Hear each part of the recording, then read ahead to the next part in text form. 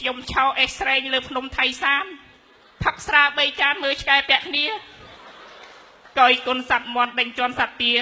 ឃើញពោះវែកវាខ្ញុំភ័យស្ទុះរត់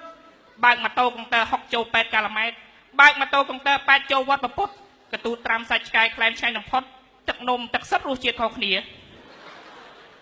ថ្ងៃនេះបណ្ឌិតស្បាថាបានជួបស្ដេចកំដាប់ថាពូហួរបញ្ចូលហាងរបស់ខ្ញុំសោះ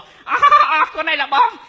លបងឯងបែកគ្នាយូរមកដូចតារាអូដូចតារាគេទៅខេបរៈស្រីមុនក៏ព្រៀបសវត្តលបងឯងដូចតារាកំ pl ែងអាចយលបងបែកគ្នាយូរចេះដតទៀតអើបើរយៈពេលនេះដូចជាមិនសូវឃើញមុខមាត់លបងឯងតារាដែរខ្ញុំទៅចេញពីគុកលបងឯងទៅធ្វើស្អីទៅបានទៅជាប់គុកខ្ញុំបោះមនុស្ស2នាក់ចេញជាពីអគីភ័យ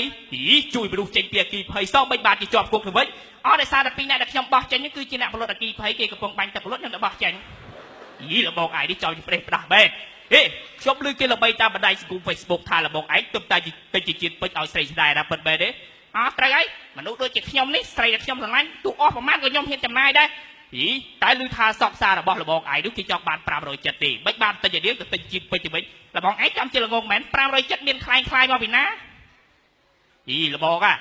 ណាលបងនិយាយពីលបងឯងដូចជាចិត្តដាច់ដល់ហើយការលបងឯងបើកហាងជួសជុលប្រគុណអាចបូមលូខ្ញុំក៏គ្រប់ត្រលបងឯងហៅក្រុមហ៊ុនលបងឯងទៅបូមលូផ្ទះខ្ញុំឥឡូវនេះលបងឯងបើកហាងលក់បបរខ្វាត់ក៏ខ្ញុំគ្រប់ត្រលបងឯងទៀតតែលបងឯងដូចជាមិនដែលទៅគ្រប់ត្រខ្ញុំសោះលបងឯងបើកក្រុមហ៊ុនអីទៅខ្ញុំបើកក្រុមហ៊ុនហាងលក់ក្តាមមឈូស